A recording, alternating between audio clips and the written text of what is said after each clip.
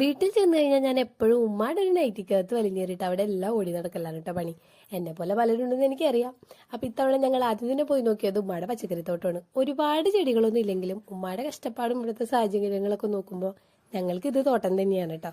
കാരണം എന്താണെന്ന് വെച്ചാലേ മഴക്കാലമായി കഴിഞ്ഞാൽ ഇവിടെ വെള്ളപ്പൊക്കമാണ്. ഒരു ചെടിയും നിൽക്കില്ല, എല്ലാം ചീഞ്ഞു പോകും. അതുകൊണ്ടാണ് ഉമ്മ ഇവരെല്ലാം സ്റ്റേജിൽ കയറ്റി നിർത്തിയേക്കണേ കേട്ടോ.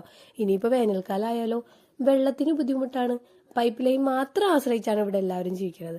അപ്പൊ അതുകൊണ്ട് തന്നെ വെള്ളം കിട്ടാനും കുറച്ച് ബുദ്ധിമുട്ടാണ്. എന്നാലും ആ അവസ്ഥയിലും ഇത്രയും ഹെൽത്തി ആയിട്ടുള്ള ചെടികൾ വളർത്തിയെടുക്കാറുണ്ട്.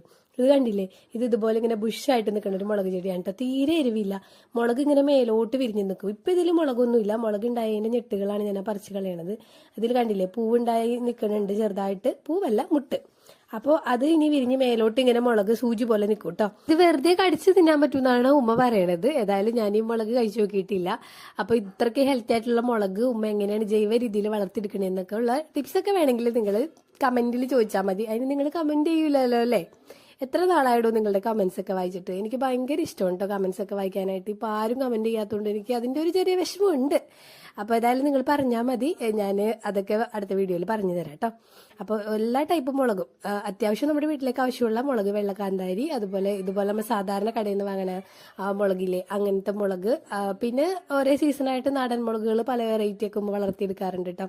ഇപ്പൊ ഇവിടെ വിളവെടുക്കാൻ പ്രായമായി നിൽക്കുന്നത് ഈ നമ്മൾ കൂടുതലും ഈ രണ്ട് മുളകുകളാണ്.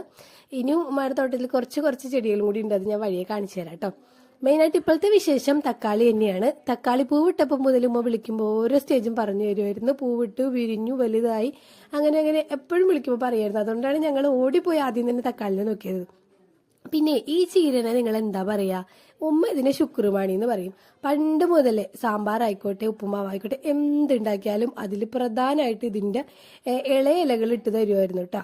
അന്നൊക്കെ ഞങ്ങൾക്ക് അത് കഴിക്കാൻ മടിയായിരുന്നു. പക്ഷെ ഇപ്പൊ ആലോചിക്കുമ്പോൾ ഒരുപാട് ഗുണങ്ങളുള്ള സാധനമാണ് ഉമ്മ ഞങ്ങളുടെ അകത്താക്കാൻ നോക്കിക്കൊണ്ടിരുന്നത്. അടുത്തത് കറ്റാർവാഴയാണ്. ഇത് നമ്മുടെ ഹിറ്റ് ട്രിക്കില്ലേ, പൂപ്പായിലിട്ട് കൊടുക്കണത്, അതാട്ടോ ഫ്രൈ ചെയ്തേക്കണേ. നിറയെ കുട്ടികൾ ഉണ്ടായിട്ടുണ്ട്. അടുത്തത് പൊന്നാങ്കണ്ണി ചീര. ആരോ കൊടുത്തിട്ട് നട്ട് വെച്ചിട്ട് വളർന്നു തുടങ്ങിയിട്ടുള്ളൂ. ഏതായാലും പോകുമ്പോൾ ഇതിന്ന് കുറച്ച് ഞാൻ പൊക്കും. ഇത് ഒരു അപ്പൂപ്പൻ മുളക് തൈയാണ്. ഒരുപാട് നാളായിട്ടോ. ഒരുപാട് ഈ കൊണ്ടാട്ട മുളക് ഉണ്ടാക്കില്ലേ അങ്ങനത്തെ മുളകാണിത്. ഇതിപ്പോഴും ചെറിയ രീതിയിൽ മുളക് ഉണ്ടാവുന്നതുകൊണ്ട് ഉമ്മ കളഞ്ഞിട്ടില്ല.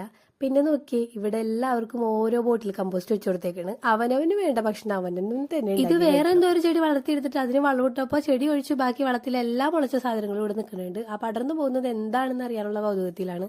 കൗതുകം ലേശം കൂടുതലായതുകൊണ്ട് ഒരു ചെറിയ ചെടിച്ചട്ടിയിൽ വലിയൊരു കപ്പമരം വളർത്തിയെടുത്തത് മുമ്പ് ഞാൻ നിങ്ങളെ കാണിച്ചിട്ടുണ്ട്. അങ്ങനെ ഇന്നത്തെ വിളവെടുപ്പ് കഴിഞ്ഞപ്പോൾ കിട്ടിയ എല്ലാ മുളകും അടുക്കളയിൽ വേറെന്തോ പരീക്ഷണത്തിൽ മുഴുകിയിരിക്കണം ഉമ്മയുടെ